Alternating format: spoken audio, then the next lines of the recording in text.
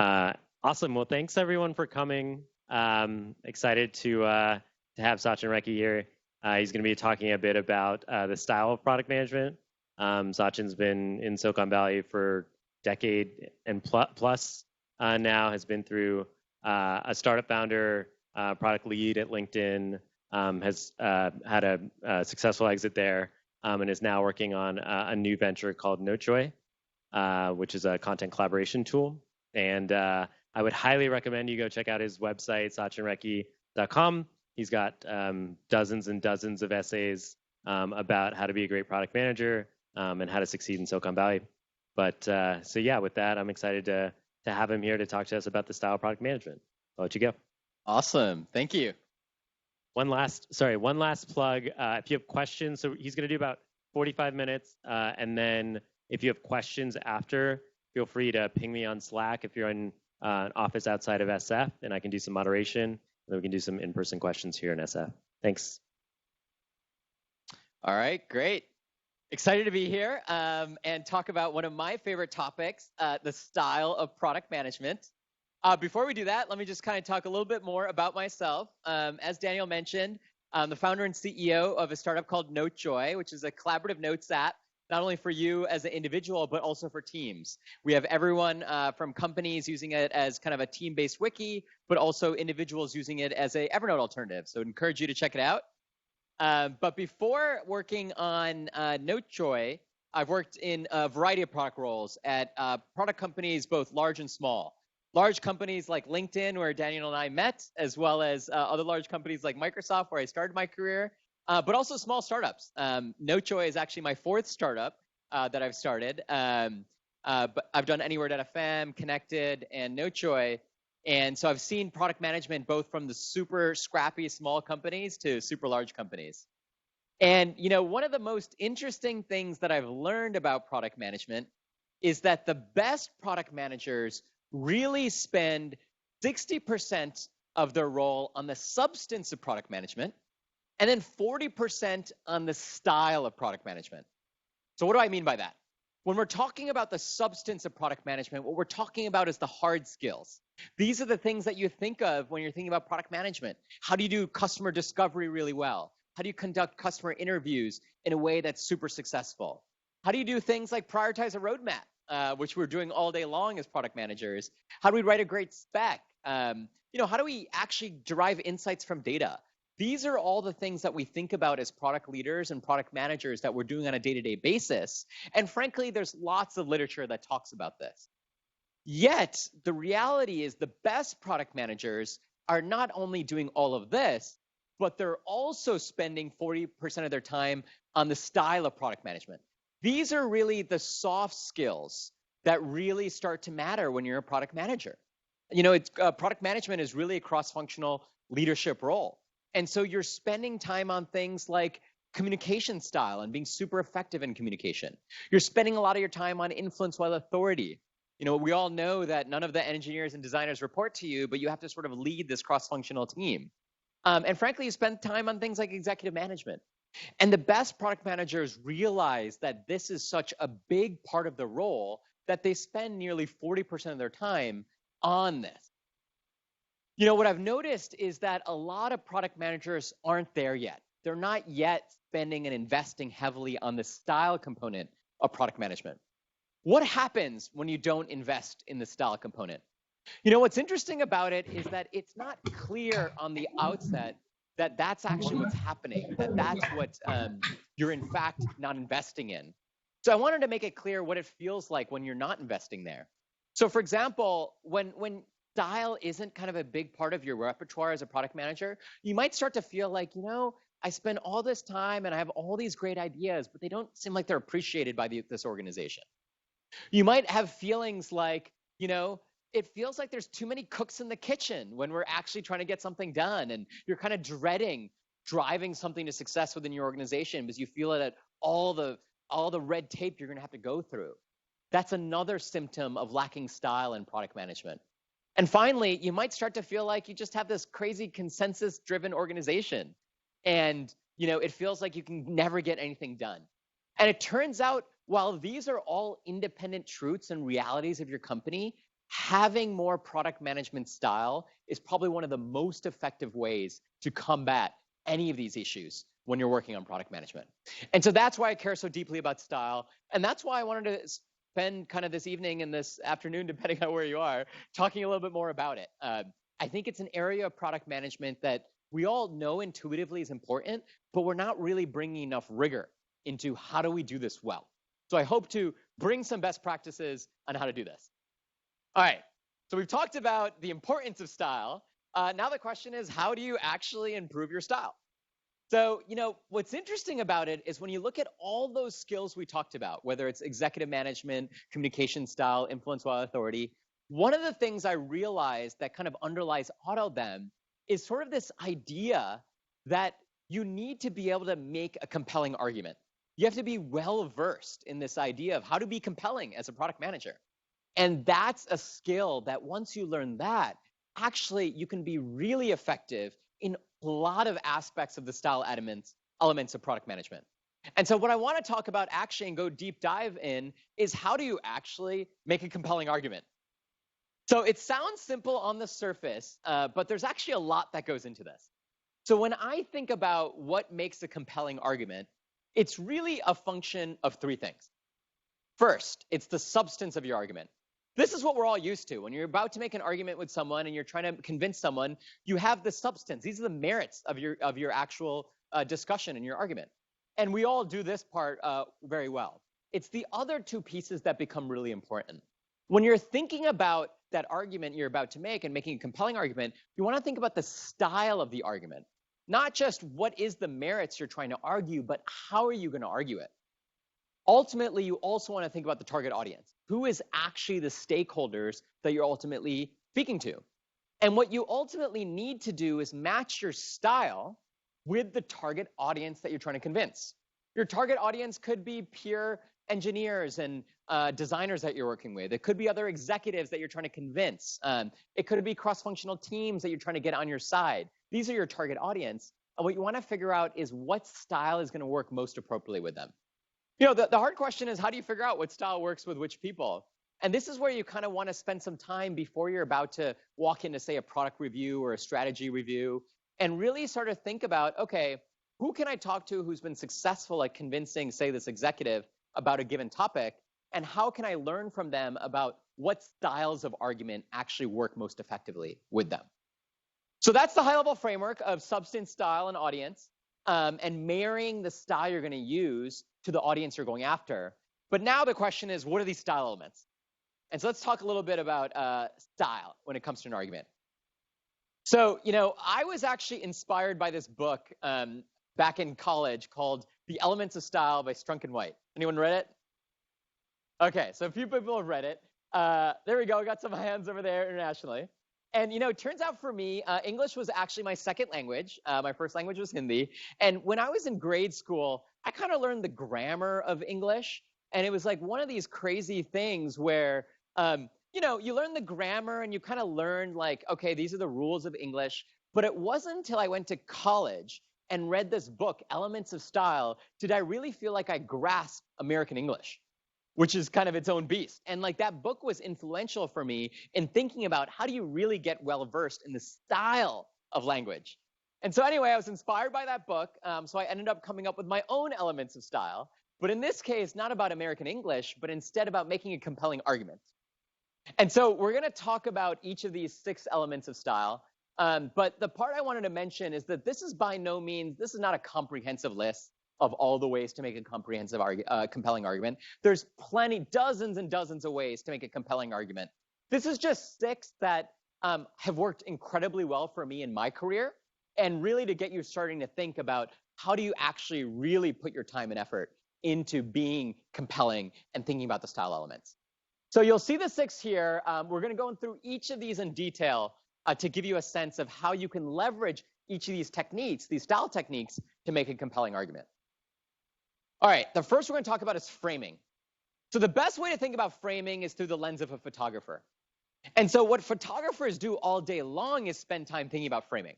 And so we'll illustrate that with this very simple image. So we're going to New York City, we're going to be in a park, and we're going to be looking at a bunch of park benches. Pretty menial stuff.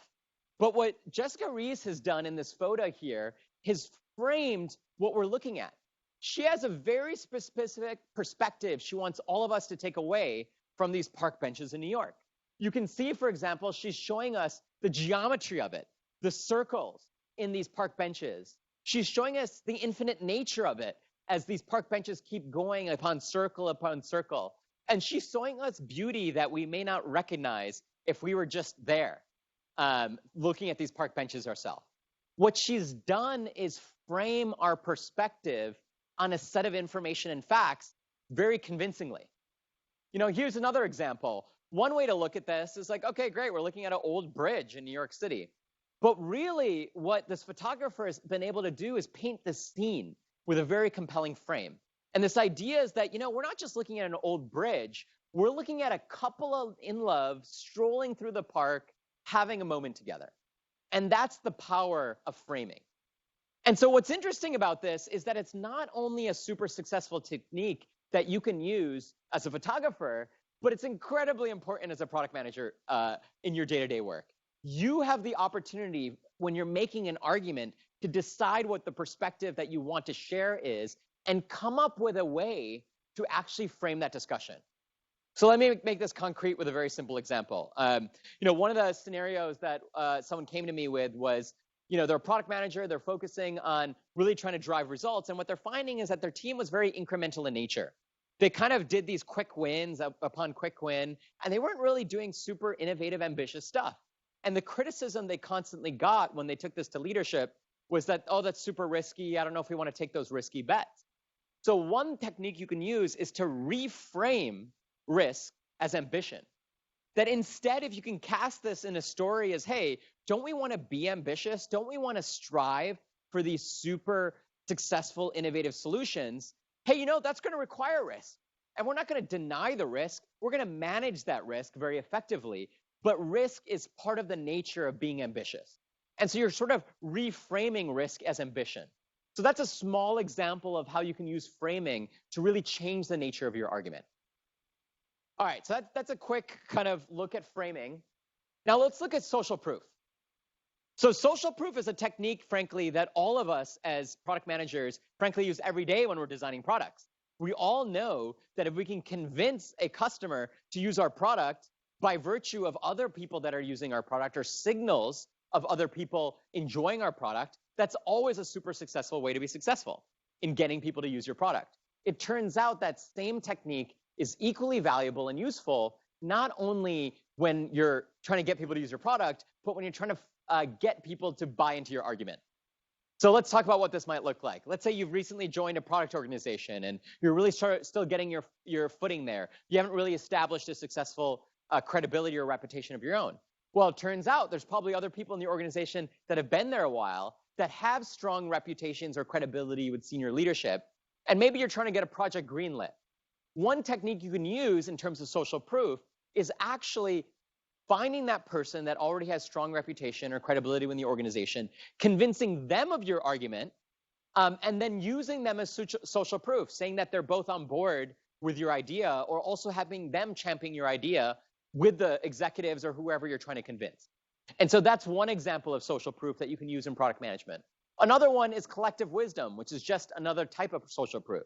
Maybe there's this idea that you're trying to push forward, that you think your company should move in this direction. Well, if you find other people in the industry that are using that same technique or moving that same direction, and then can reference them as social proof, look, this other company that we all kind of are inspired by is thinking along similar lines, that's a way to make your argument via social proof, in this case, collective wisdom. So that's another key technique that you want to think about potentially leveraging. All right, so the next one I want to talk about is goal seek. How many folks remember that function in Excel? All right, I think most people know it. I remember when I first discovered this thing in middle school, I was just ecstatic. Somehow, you could actually give it the final answer and back solve for like all of the inputs. I just thought that was amazing. Yeah, I'm a big nerd, but yeah, I just thought that was amazing. And I love this idea of goal seek. And it turns out you can leverage the same idea equally well in your role in product management. You're probably wondering, what do I mean?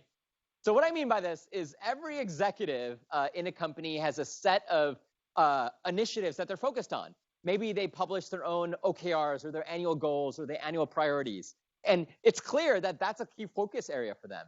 And the idea on leveraging the goal seek is to reframe your project and your initiative simply as a potential solution to an initiative or a problem that they've already said is a top priority for them.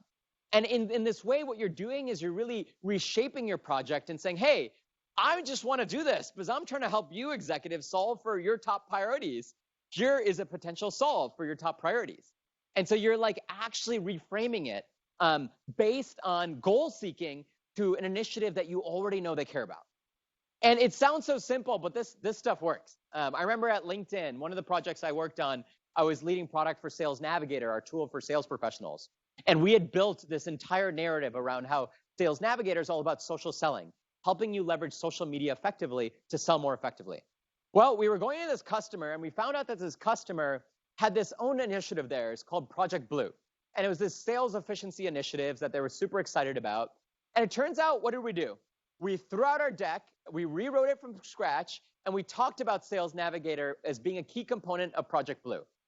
And what was exciting about that is not only did it show that we really had the interests of the customer in mind, because we're deeply saying, hey, we're just here to help you solve Project Blue.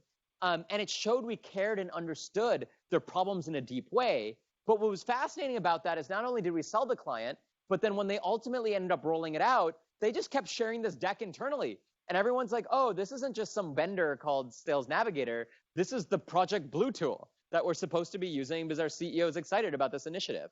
And that's an example of where we goal seeked to actually solve for their problems, using this technique. And I think it's a powerful tool that you can use as well when you're thinking about the style of your argument. All right, so now let's talk about Inception. How many folks remember this movie? All right, great. So one of my favorite movies. And what's exciting about this movie is that Leonardo DiCaprio is the lead actor. And there was this moment where the whole premise of the movie is he's going to enter your subconscious in this dream state and somehow implant this idea in your head that is now going to be part of your subconscious. Powerful idea. And it turns out equally powerful in product management. And so it turns out in product, you end up with this very challenging situation where you're constantly working with folks, many of which have big egos. And these egos often, kind of result in a world where they're very negative on ideas that they didn't originate. I faced this challenge when, I started my career in product management at Microsoft. I was working on Visual Studio, which is a developer tool. And I had this engineering manager that I was trying to convince of a product decision. And, he kept feeling like, because he's the engineering lead on a very engineering related product, he just hated all of my ideas. And it was almost impossible to get him to agree to any of them. And, it was one of these cases of influence without authority. If he's not going to let his engineers build my ideas, I'm out of luck. And so I had to use Inception to really implant this idea into his head. And so what ended up happening is we ended up going to a whiteboarding session. And we just said, hey, forget my ideas. Let's just start with a blank slate. Let's just kind of talk about the core problems we're facing and really try to guide through a set of questions, to get us to collectively come up to get anywhere near the same idea or direction I was hoping to, was sort of this idea of implanting an idea. And as a product manager, you should never care about actually getting credit for the idea. All you care about is that the best ideas bubble up through your organization and your team, and then the best ideas win. And Inception is a powerful technique you can use when you just have these big egos that you're working with regularly to implant ideas as their own and really get them on board. So I'd encourage you to think about that one as well. All right, so citation. So citation is the simple one that we all use. It turns out one way to make a convincing argument is to leverage data and leverage that data to convince people. You're not just sharing an opinion, you're sharing facts. And so there's many forms of citation that you can use. A/B tests are a great example, like shown here. Customer interviews, customer research.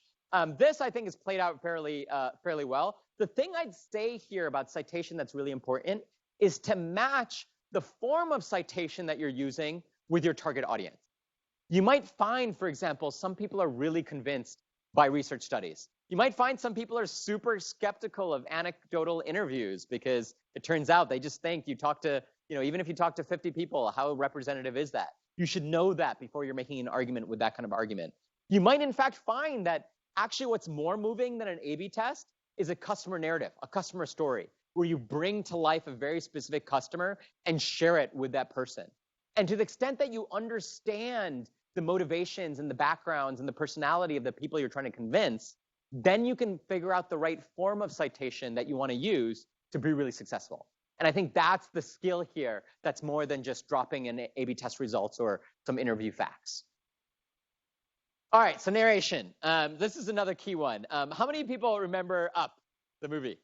All right, so the favorite part of this movie, Up, was actually the montage at the beginning of this movie. It is so sad. And so, the key thing about this montage is we actually learn about Carl and Ellie. And the entire movie actually is just about Carl in kind of a lifetime. But that montage of a few minutes, we're introduced to Ellie, they fall in love, and then our hearts are absolutely broken when Ellie dies. And then Carl is like forced to live alone. And what I loved about this is practically everyone in that theater gets incredibly depressed in 5 minutes, if not whole bawling crying. And that is the power of narration. When you can do that, that is really effective. And it turns out we all know that narration is effective, that, when we're making an argument, when we're trying to convince people of something, telling a story really appeals to the hearts of people more than just the minds. And so we know we should be doing this. I think the challenge we always have with narration as a technique is that it's hard. It's really hard to come up with the right story that's going to be compelling. Many stories are contrived. They're not going to work. They're not going to float in terms of what you're trying to do. So you really have to spend time to figure out the right narrative. Maybe it's a customer story that you can interleave into your entire narrative. Those work well, but they take time. And so I'd encourage you to spend the time to really think about narration as a key technique. All right, so we've talked about these 6 different elements of style. And so the key thing I want folks to walk away with is that these are tactics that you should be thinking about when you're actually trying to convince someone of anything. And not only spending your time on the actual merits of your argument, obviously what matters is what you're trying to propose as your given solution or your given product strategy. That's important. But equally important is investing time, that 40%, in thinking through how you're going to make the argument, which of these style elements you're going to leverage, or the dozens even that exist beyond that, to really make an effective argument.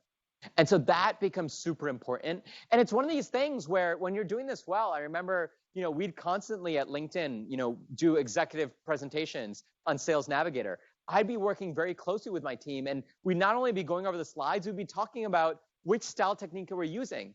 What's the key stakeholder we really need to convince? The one that's not on board, that we think is going to be the biggest problem area that we really want to drive on board. We'd have that conversation up front. And then we talk about, well, what's going to be the most convincing thing for him?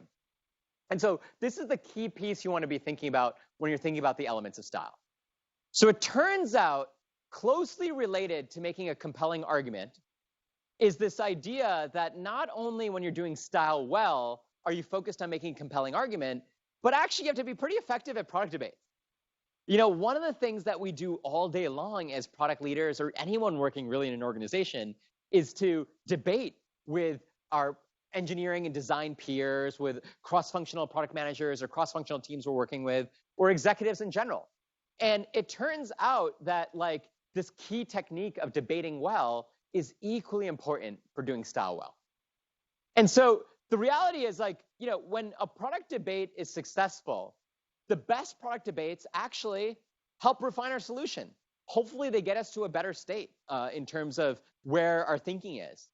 Ultimately, they should make us better product managers. By participating in these conversations, we should be up-leveling our own thinking. And finally, they should be intellectually stimulating. Yet, the reality that we all know is that product debates often, if not rarely, feel like that. Oftentimes, they feel way more painful. They feel far from enjoyable, and they just feel like this thing that you have to get over. And so I think this is where actually a lot of the elements of style can be super valuable to really thinking about how do you do this successfully. And it turns out that expressing a dissenting opinion and then coalescing on a better solution actually requires this art of discourse that one needs to be well versed in, independent of just pushing out ideas. And so I wanted to share 3 quick best practices that I found that are actually pretty helpful to thinking about how do you make a compelling argument and engage in discussions and debates effectively. So the first is seek to understand. The second is find the fundamental difference. And third is choose your words wisely. So we'll talk about each of these in turn. So the first one, first seek to understand. It's one of these things that, frankly, it's become a bit trite. We all say that. But I honestly believe most people don't do it well. It still turns out that when someone is expressing a dissenting opinion from yours, you want to first really deeply and genuinely seek to understand their opinion. There's a couple reasons for that. One is, as product managers, we should always be truth seekers. Our number one focus should be on hunting the truth and really be focusing on, hey, we don't care about whether our ideas are right or whether your ideas are right. All we care about is getting to the better answer. And that's the kind of personality mentality trait you want to have. And unless you're hearing the other opposing views, you're closing yourself to an opportunity to be a truth seeker. Second, let's say in the end, you even ultimately still decide your argument is the best argument. Let me tell you, the best way to get buy-in from someone is to truly, genuinely hear them out, engage with them deeply on their ideas, provide your rebuttal on the alternatives that you think are appropriate, and describe why they might be a better alternative than what they're suggesting. And now you can leave people not with this like, oh my God, he never listens to me, and like he never, picks up our team's ideas, but instead have them walk away with really respecting you for understanding them deeply and paying attention to them. And frankly, this is how you up-level discussions within a product team. If you can leverage this, engage with them with their ideas, and then actually have them see, altering views, that up-levels the conversation for everyone. So it's an important place to start to really take the time to hunt the truth and seek to understand. All right. So then the second technique here is to find the fundamental difference. So now you've heard that people are saying, okay, great. You and I have 2 dissenting opinions on, say, a product strategy or product direction or a set of feature priorities. That's a given. We're going to have that. But what we really want to figure out is what is the fundamental difference between the opposing views. And there's lots of fundamental differences. So for example, let me just illustrate a few. Maybe you're going through this and you're realizing that someone is pushing you to move in one direction, but you want to go in a different direction. But what they're optimizing for is a different goal. They're really focused on maybe engagement, and you're really focused on retention and monetization, and you have these different goals. And acknowledging that is the first step to resolving that conflict, because now you can have a real meaningful conversation of like, okay, well, I think we're differing on what the goal should be. Let's just have a discussion on what the primary goal should be, as opposed to just deciding on kind of the ultimate solution. That ends up being valuable. Another common one is this idea that you're focused on different target audiences. So this happens all the time where you're really trying to solve for one customer base, they're really trying to solve for another customer base, and explicitly calling that out as, hey, actually, I think we're focused on different target audiences. Now, again, you can get to the merits of the discussion of, well, let's talk about which audience is more worthwhile prioritizing at this moment. And that is a super constructive way to find the fundamental difference and then really solve for it. You might find other things like, it turns out that you have a fundamental assumption difference between the 2 discussions. And being able to figure that out ends up being really powerful. You might turn out that, your counterpart literally believes this certain thing about the user behavior that you ultimately don't believe. And that's the basis of their entire product strategy. When you can call that out, now you can figure out the next steps. Okay, now you disagree on a fundamental assumption. What further research can we do to prove or disprove that fundamental assumption? Now we're getting to the merits and the fundamental discussion that's super appropriate. And so this ends up being super important. And it turns out this is hard. Like actually going from differing on like a strategy or like a prioritization and really asking the 5 whys to get at why they're prioritizing that and why they have that view. It's hard, not only as the asker, but the person who's presenting the idea, but maybe they don't yet have clarity of thought on why they're pushing a given idea. But doing this is not only important for improving our debate style, but actually it improves our debugging skills as product managers. so much of what we're trying to do is when we're solving product problems is debug these things and really try to break them down to their basic drivers. And so it's a really important skill to learn and take advantage of, for all of product management. All right, so the last part I wanted to talk about is choose your words wisely. So, it turns out it's one of these things where when we're being truth seekers and we're really trying to just hunt the truth, it's easy to kind of get caught up in the discussion and be like, you're wrong, I disagree. Like, no, that doesn't make sense. And it turns out that while it seems like all we're doing is being blunt and clear, can actually be very devastating to communication dynamics. Google, a few years back, ran this project called Google Aristotle, where their entire focus was, we have so many teams at Google, we should be able to figure out the formula for success. We're going to go measure all these teams, figure out what dynamics they have in these teams, and then try to decide what makes these teams successful. And, they had lots of hypotheses, things like, hey, when we bring rock star type A, amazing rock star engineers and product managers and designers together, they form rock star teams. It turns out all of that turned out to be wrong. The only correlation that they found with what brings successful teams together was this concept of psychological safety. What they found was that when teams feel and have this sense of confidence that the team will not embarrass, reject my ideas, that I can speak freely, then you'd have high-functioning teams that worked incredibly well together that could actually solve all sorts of problems. And that becomes super important. And this is why when you're in a product debate, choosing your words wisely really matters. And so, I've found that like a lot of the things shown here on the right side just aren't that effective. Even though they're true, you might disagree. You might say they're just wrong or they just don't understand something. That might be what you're feeling. But let me tell you, that's the first way to bring up someone's defenses and remove any possibility of having a constructive discussion and moving forward in finding a better solution. Instead, I find things better to say are things like, I'm not sure. My perspective is X. Or, I see where you're coming from if our goal is X, but, I really feel like the goal we should be prioritizing is Y. Or things like, I think a key assumption you're making is this, and I'm not sure if I agree with that key assumption. Or, hey, I think it turns out that I've been hearing quite different things from our customer base when we talk to them. Using this kind of language keeps everyone open to the debate and the discussion and really focuses us all on being truth seekers and really trying to have that shared goal as opposed to the human nature of quickly becoming defensive, of defending one of your ideas.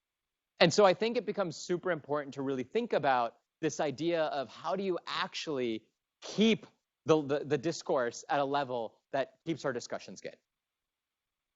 All right, so what I wanted to leave with you with is that we talked about a bunch of techniques today around how do you actually improve the elements of style when you're thinking about making a compelling argument. We also talked about how do we actually just improve our discourse when we're having product debates and some of the best practices there. And I think that's all really important to internalize. But the biggest thing I hope you walk away with is that when you're thinking about being successful in the role of product management, it doesn't just take these hard skills of being a great analytical rigor and product intuition and being able to prioritize a roadmap. It takes a lot of these soft skills. And the style of product management ends up being super important. I've mentored a lot of product managers where ultimately they start to feel as if they're reaching a roadblock in their careers. And I find that this idea of lacking style ends up being one of the key contributors. And so I think it's a really important dimension of product management that we should all be focusing on and just thinking about this idea that people spend, 40% of their time on these style elements. All right, so as Daniel mentioned, I've written over 100 blog posts on product management. So final shameless plug here to check out my blog, sachinrekhi.com, in case you're interested, and we'll open it up for some questions. Thanks, Sachin. So I didn't see any questions come over, so I'll start with one that I just thought up on the first half of your presentation, which is all around sort of the style elements. You mentioned framing, social proof, goal seek, inception, citation, and narration. Super product-y question. How would you prioritize those? Yeah, I think what's interesting about that, I do get that question, like which one's better than the others. It's unfortunately this complex formula. The number one thing you want to look at is the target audience.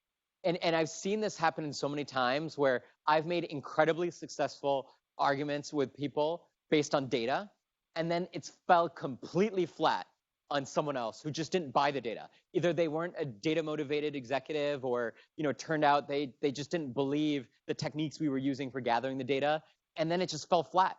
And so marrying the style against the target audience is probably the number one advice I can give you on deciding which element you actually want to take advantage of.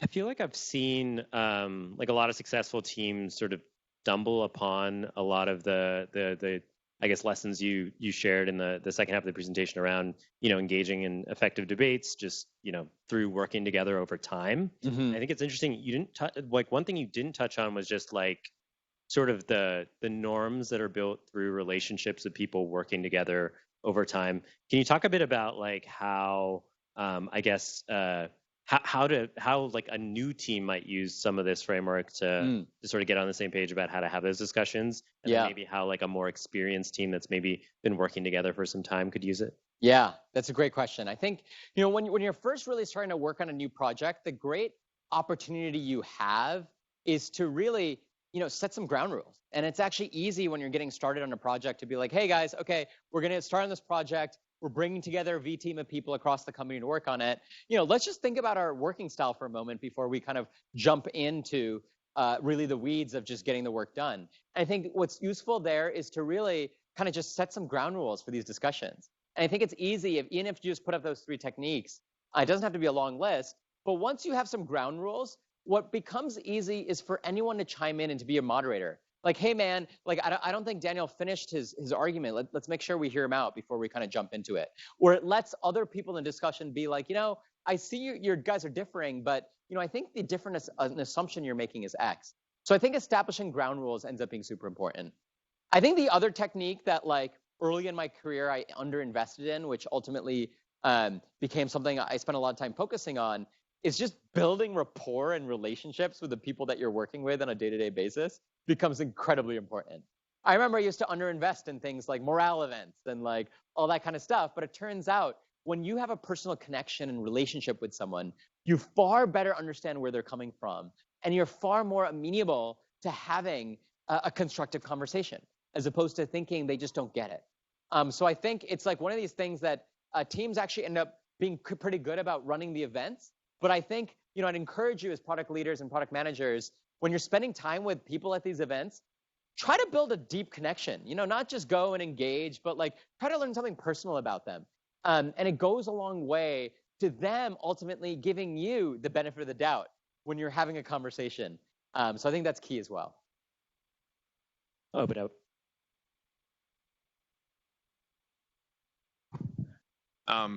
the thing you mentioned about marrying style to your audience, extending that to a different scenario where, let's say it's the whole company and it's a whole mix max of like different audiences, and you've been working on a product for several months with your team on discovery. Finally, you came up with a solution, you've designed something, and it's a grand reveal with a bunch of different audiences. What's worked well for you in terms of a storyline, like the arc of the story? Because there's so much that's happened over the months, and now you have a company with engineering, design, customer support, finance, and they're trying to understand, where did this new product come from? Yeah. Like, what's worked well for you in the past? Yeah, I'd say like, especially when you're trying to broadcast things more broadly throughout the organization, I'd say honestly, narration ends up being one of the key techniques that ends up being more universal than some of the other techniques. Figuring out the storyline that kind of overarches kind of the vision.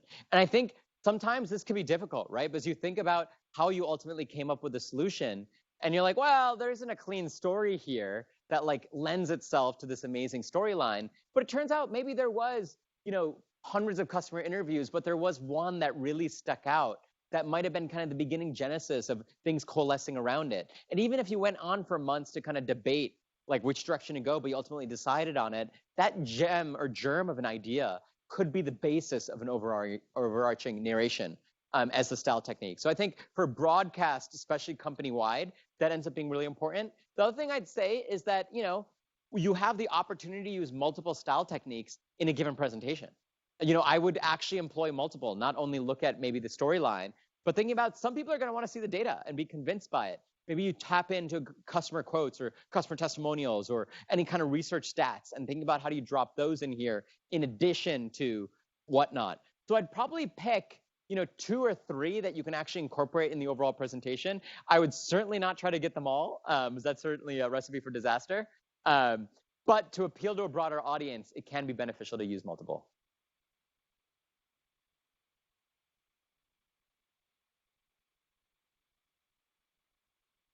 Thanks, Sachin. That was very thought-provoking. So really enjoyed all the tips that you shared.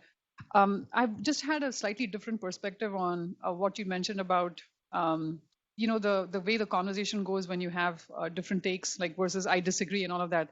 And I think the only layer I would add to that is some of that depends on who you're dealing with and the industry that you're dealing with. I worked for years on Wall Street, not as a product manager, and if you went in with that kind of an approach, you probably would have been chewed down.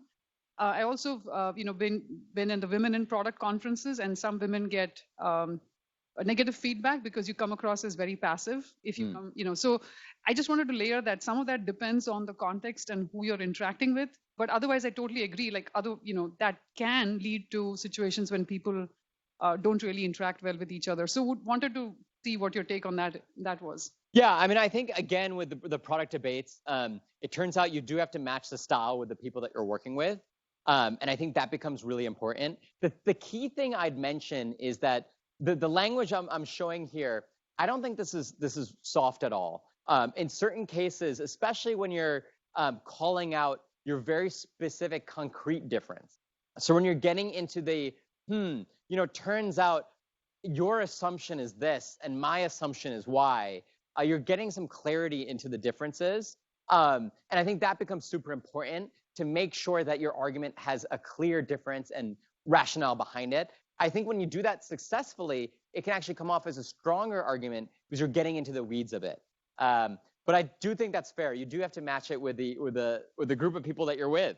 And oftentimes, you have to sort of focus in on this. I remember there was research actually at LinkedIn where they were realizing that in some of the senior leadership meetings, that women weren't interacting as much as the men. And they'd constantly encourage the women to speak up. And what they learned was that actually what happens is that when you're actually chatting, it's just sort of kind of discourse that happens. There's this break after someone stops talking when someone else chimes in. And it turned in, on average, men were more willing to chime in after a shorter break than some of the women were. They waited for a more satisfactory break in conversation. And that simply ended up resulting as the women coming off as like passive, but in fact, they just thought they were being sensitive. And they thought their male counterparts were being super aggressive in almost cutting those people off. And that was a norm that they had to actually address and fix and really say like, okay, great. Like we have to leave room for people to participate, not because they don't want to, because they feel like they can't. And I do think these dynamics happen, and you have to work hard to actually kind of counteract them. Any questions from Sydney, Mountain View, New York, remote? Feel free to chime in on Blue Jeans. Okay. Have you learned anything specifically about style and action with engineering teams compared to other teams? Is there anything particularly about those interactions where either the techniques work particularly well or where, just how is that interaction potentially different than other teams? Yeah, it's interesting. I think some of it does come down to sort of like, personality traits and like what people are kind of motivated and moved by. I'm a ESTJ, which is almost a classic engineer, except I'm extroverted instead of introverted. ISTJ is sort of your typical kind of engineering background. And I think actually I find that it's interesting because I think citation and data actually ends up being super helpful, but they're usually also the first to critique it because they're like, is that stat sig? Like, is this like, did we really talk to enough people? But I still find that it ends up being kind of a technique that you can use that they can relate to. at the same time, not only do you want to relate to them using techniques that they're familiar with, I also do find the polar opposite works really well, where you're able to, leverage a style that they independently don't necessarily have that in their toolbox. So narration, on the other hand, actually works incredibly well, especially when you're making a very strong, compelling argument on why you want to move in this direction. And you might think, well, I don't know if that's a good idea, because when you get into the weeds of it, we should really be debating the details. But narration actually ends up being super helpful, even in kind of an engineering-oriented setting. So I think just probably one final question. I think a lot of what you touched on here was, had to do with style and largely with communication. Curious, a lot of communication styles can be defined culturally in a lot of ways. So since we're a global, company and offices everywhere, pretty diverse people from all over sort of geographies, how do you think about cultural norms when it comes to communication and how those apply to kind of these styles? Yeah, I think that actually is a big element, because it turns out what I might perceive as something being aggressive, someone else might just perceive as just the natural course of business.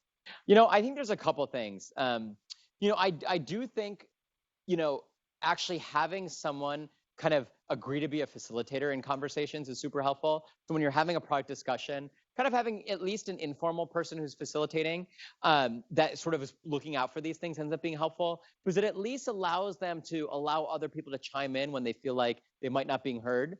And I think oftentimes, unfortunately, you have to leverage these techniques where sometimes you just have to repeat the idea that someone else just said, but people just left to fall by the wayside because maybe they didn't say it in a convincing way, or it was just a different kind of way of putting it out there. And so I think leveraging a facilitator to kind of level the playing field on what's appropriate, one can actually be, successful in having those debates, ends up being super helpful.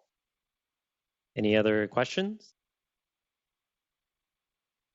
Awesome. Well, thanks so much, Sachin. Yeah. Really great. One final plug, go to his website, sachinrekhi.com. Lots of great learnings there, all free. He'll level you up as a product manager. Thanks. All right. Thanks, guys.